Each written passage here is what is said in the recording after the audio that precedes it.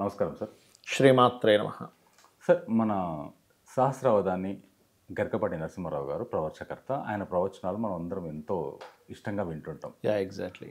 బాగా చెప్తుంటారు. మధ్యలో మధ్యలో ఆయన వేసే కౌంటర్స్ కానీ ఇవన్నీ బాగుంటాయి. అవును. కాకపోతే ఆయన ఒక మాట అన్నారు సార్. అంటే చాలా సందర్భాల్లో ఈ ఆస్ట్రాలజీ లేదు, జాతకాలు లేవు, ఇవన్నీ ఏం లేవు, ఇవన్నీ నమ్మొద్దు, ఇవన్నీ తొక్క తోలు అవన్నీ జరుగుతాయి అని చెప్పేసి ఒక మాట అంటాడు. దాంతోపాటు ఇంకొక మాట కూడా అన్నాడు ఆయన. ఏంటంటే ఇప్పుడు నువ్వు దానం ఇచ్చినావు, రేపు శని త్రయోదశి, నువ్వులు దానం ఇచ్చినావు అంటే నువ్వు ఇక్కడ కింద దానం ఇస్తే పైన దేవుడిని చేంజ్ అయ్యి పని చేంజ్ చేస్తాడా? లేకుంటే ఆవుకు గడ్డి పెట్టినావు అని చేంజ్ అయిపోతాయా?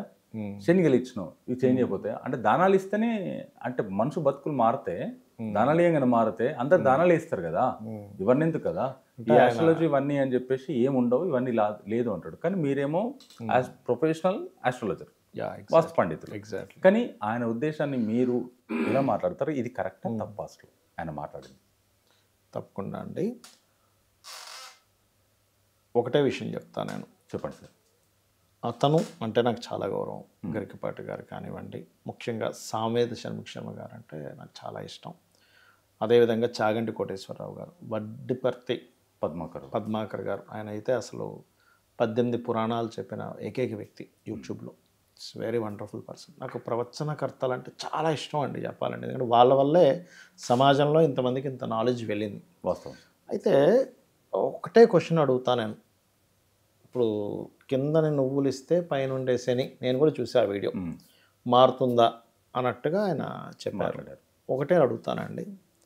ఇప్పుడు మన సనాతన ధర్మంలో ఆఖరికి మన ఈయన గరికపాటి గారు కావచ్చు, వాళ్ళ తండ్రి గారు కావచ్చు, వాళ్ళ తాతగారు కావచ్చు, మనకి తర్పణాలు అని వదులుతారు. అవును. తర్పణం దేంతో వదులుతారు సార్? నల్ల నువ్వులతో.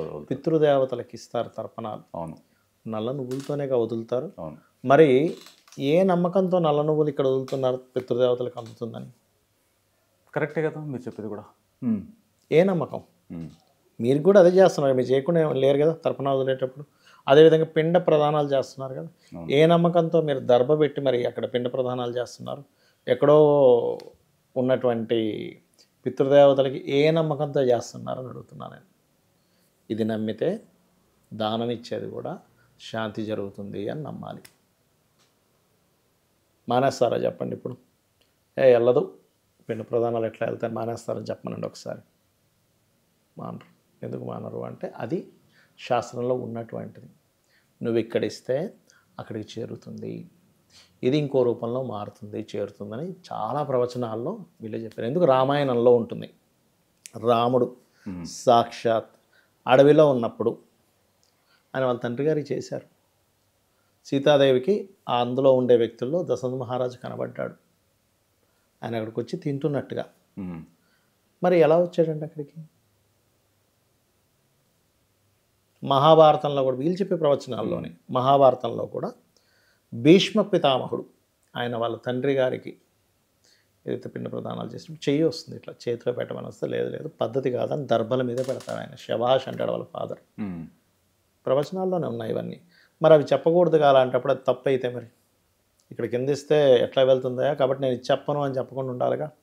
మరి అదే రామాయణంలో వాస్తు పూజ చేసాడు రాముడు అని ఉంటాడు. అంటే రాముడు తప్పు చేశాడా? రాముడికి తెలియదా వాస్తు పూజ చేయాలా చేయకూడదు అనేటువంటిది? చెప్పండి. నేను అనేది ఏంటంటే, మీరు ఒక సిద్ధాంతాన్ని, ఒక సనాతన ధర్మం కావచ్చు, శాస్త్రాల గురించి చెప్పేటప్పుడు, పురాణాల గురించి చెప్పేటప్పుడు మీరు జనాలలో ఏదో విజిల్స్ కొట్టించుకోవాలి, ఇలా మాట్లాడితే జనాలు మనకు ఫ్యాన్స్ అవుతారనే పాయింట్ ఆఫ్ వ్యూలో శాస్త్రాన్ని నాశనం చేయొద్దు అంటాను. ఒక్కొక్క శాస్త్రానికి ఒక్కొక్క విలువలు ఉంటాయి. పురాణాలు చెప్తున్నారు, ప్రవచనాలు చెప్తున్నారు. రియల్లీ వీళ్ళందరూ కూడా సరస్వతి పుత్రులే. గరికపాటి వారు ఒక సరస్వతి పుత్రుడు ఆయన. చాగంటి వారు కావచ్చు, సామవేదం వారు కావచ్చు, వడ్డిపత్తి వారు, వీళ్ళందరూ సరస్వతి పుత్రులు అండి.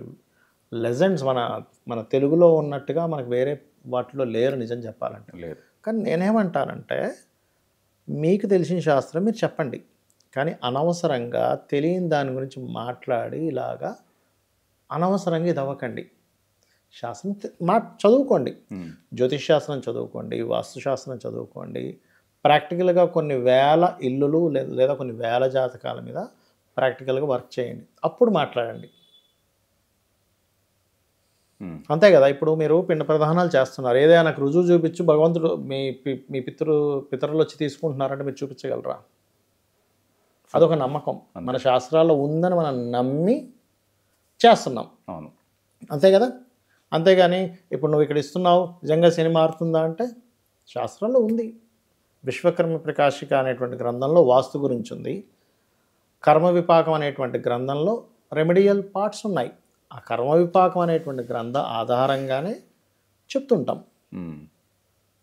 అర్థమైందండి. ఇప్పుడు ఒక డాక్టర్ గారు ఎవరో కొన్ని పెద్ద పెద్ద హాస్పిటల్స్లో మోసం జరుగుతున్న డాక్టర్లందరినీ మనం అనకూడదు, అందులో మంచి వాళ్ళు ఉంటారు. అంతే కదా. కాబట్టి నేను అనేది ఏంటంటే, ఇది మీరు నమ్మినప్పుడు ఈ తర్పణం నల్ల నువ్వులతోనే వదులుతాం. పితృదేవతలు నమ్మినప్పుడు ఇది వాళ్ళకి వెళ్తుందని నమ్మినప్పుడు అది ఎట్లా వెళ్తుందో అది కూడా వెళ్తుంది. ఎలా వెళ్తుందో అని అనొచ్చు మీరు. మనకి ఫిజికల్గా కనబడేటువంటి గ్రహాలు ఏవైతే మనకి ఆకాశంలో తిరుగుతున్నాయో అవి ఫిజికల్ ఫామ్లో ఉండేవి. వాటి యొక్క సూక్ష్మ శక్తులు మన చుట్టూ ఉంటాయి.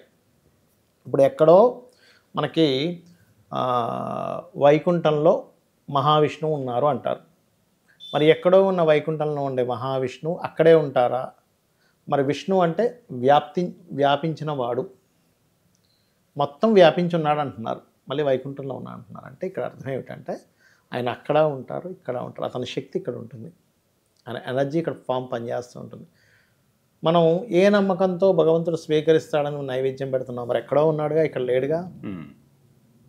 అవునా కదా? అంతే కదా. మరి మనం పెట్టినటువంటి ప్రసాదం ఎందుకంత మాధుర్యంగా తయారవుతుంది? ఎక్కడో ఉన్నాడుగా, ఇక్కడ లేడుగా. అది ఆటోమేటిక్గా ఇక్కడ ఆ ఎనర్జీ ఉంది. గ్రహం ఎక్కడో ఉన్నా, సూర్యభగవానుడు ఎక్కడో ఉన్నా ఆయన ఎనర్జీ ఇక్కడ తిరుగుతుంది. శని భగవానుడు ఎక్కడో ఉన్నా ఇక్కడ ఆ ఎనర్జీ తిరుగుతుంది. పితృదేవతలు ఎక్కడో ఉన్నా వాళ్ళ యొక్క ఎనర్జీస్ ఇక్కడ తిరుగుతుంటాయి. వాళ్ళకి ఇచ్చినప్పుడు వాళ్ళు తీసుకుంటారు ఆటోమేటిక్గా. అలాగే ఒక పురోహితుడికి నువ్వు పూర్వజన్మల్లో అయ్యో నేను ఏదో తప్పు చేసినందుకే నాకు ఈ శని రూపంలో, శని ఎక్కడా మీకు శత్రువు కాదు, గుర్తుపెట్టుకోండి. శని భగవానుడు మీకు శత్రువు కాదు. ఒకటే చెప్తా, మీరు చేసుకున్న కర్మ రూపంలో ఆయన అక్కడికి వచ్చాడు. రేపు శని త్రయోదశి రాబోతుంది, అట్లాగో మీరు నమస్కరించుకొని స్వామిని ఏదో తప్పు చేస్తుంటా, మిస్టేక్స్ చేస్తుంటా, ఈ జన్మలో అయినా నేను మిస్టేక్ చేయను, ఎవరిని ఇబ్బంది పెట్టను, ఎవరిని. ఇప్పుడు శని ఎందుకు పట్టుకుంటాడు తెలుసా సార్? కరెక్ట్గా పనిచేసినామని చెడగొడితే శని పట్టుకుంటాడు సార్, తెలుసా మీకు?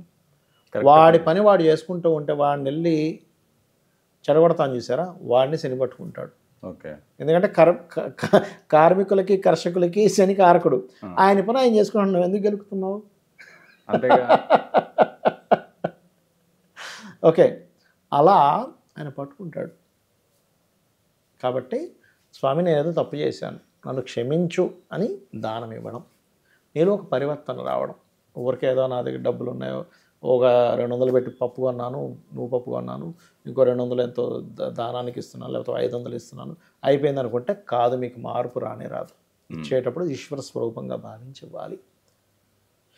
అలా కనుక చేస్తే ఖచ్చితంగా మార్పు వస్తుంది. అయితే నేనేమంటానంటే, ఇక్కడ మీకు తెలిసిన సబ్జెక్ట్స్ మాట్లాడండి, మేము గౌరవిస్తాం. తెలియని సబ్జెక్టులోకి వేలు పెట్టి అనవసరంగా మీ యొక్క గౌరవాలు పోగొట్టుకోకూడదు అని చెప్తాను. సార్, రేపు శని త్రయోదశి, నువ్వులు ఎన్ని దానం ఇవ్వాలి, ఏ సమయంలో ఇవ్వాలి, దాంతోపాటు ఇస్తే ఎలాంటి మార్పులు జరుగుతాయి మనలో? ఒకటేనండి, మీరు ఫస్ట్ దానం ఇచ్చేటప్పుడు ధర్మముగా ఉండాలనేటువంటి భావన మీలో ఉండాలి. కేవలం దానం ఇస్తే మార్పు రాదు. నేను ఎక్కడ మిస్టేక్ చేస్తున్నాను నా లైఫ్లో, నేను ఏది ఇంప్రూవ్ చేసుకోవాలి, నేను ఏం మార్చుకోవాలి, నేను నా టాలెంట్స్ ఏం ఇంప్రూవ్ చేసుకోవాలి, నేను ఫిజికల్గా నాలో ఏ మార్పులు తెచ్చుకోవాలి, మెంటల్గా నేను ఏ మార్పులు తెచ్చుకోవాలనేది ఫస్ట్ ఇక్కడ గుజ్జు మారి ఇది శని భగవానుడికి సంబంధించినటువంటి దానం నేను ఒకరికి ఇస్తున్నా, వారు ఈశ్వర స్వరూపంగా భావిస్తూ కేజీంబావు ఇవ్వాలి. ఏ దానమైనా గుర్తుపెట్టుకోండి, కేజీంబావు. ఎందుకంటే ఏ పప్పు అయినా కానీ వాడు వండుకొని తినడానికి ఆ మాత్రం ఉండాలిగా. 2 పప్పులు ఇస్తే వాడు ఏం చేసుకుంటాడు? తీసుకున్న వ్యక్తి, పురోహితుడు ఏం తీసుకుంటాడు? ఆయన ఏం చేసుకుంటారు? ఆయన ఏం చేసుకోలేరు కదా. అందుకే 1 కేజీంబావు. మీకైనా అన్నం పెట్టాలి సార్, నేను పిలిచాను మిమ్మల్ని, 2 మెతుకులు పెట్టాను, కడపెట్టి నిడుతుంది పిలిచిన, అసలు ఎందుకు పిలిచావు, అసలు నాకు ఎందుకు అవమానం చేస్తాను అంటారు. అంతే కదా. టీ ఇచ్చాను, ఒక 2 చుక్కలు టీ పెట్టి కప్పులో పెట్టించాను, ఎలా ఉంటుంది సార్ మీకు?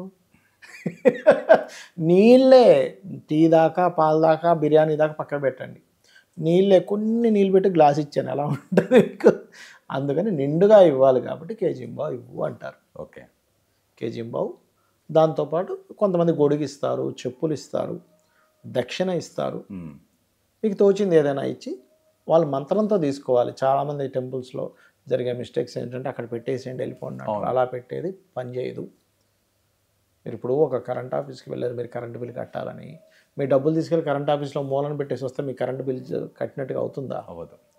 మీరు మీ నెంబర్ ఏంటి, మీ ఇంటి నెంబర్ ఏంటి, మీ కరెంట్ నెంబర్ ఏంటి అన్నీ తీసుకొని వాడు సబ్మిట్ చేస్తాడు. అప్పుడు మీకు బిల్ కట్టేశారని వస్తుంది. అలాగే ఇది కూడా అంతే. తీసుకునే వ్యక్తి ఖచ్చితంగా ధర్మబద్ధంగా ఆయన గాయత్రి చేయాలి. ఎందుకంటే ఆ తీసుకున్నటువంటిది ఏదైతే ఉందో ఆ ప్రభావం వాళ్ళ మీద ఉంటుంది. అందుకని వాళ్ళకి దక్షిణ ఇస్తారు. చాలామంది అంటారు ఎందుకు దక్షిణ ఇవ్వాలి అంటారు. వాళ్ళు కూర్చొని జపం చేసుకోవాలిగా. తీసుకునే వ్యక్తి మీ శనిదోషం పోవాలని నేను తీసుకుంటున్నాడు. ఆయన కూర్చొని ఒక పూట అయినా సరే కనీసం జపం చేయాలిగా గాయత్రి, లేకపోతే ఆయనకి ఇబ్బందిగా.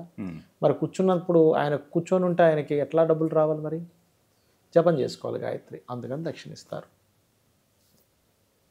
చాలా థ్యాంక్ యూ సార్. శ్రీమాత్రే నమః.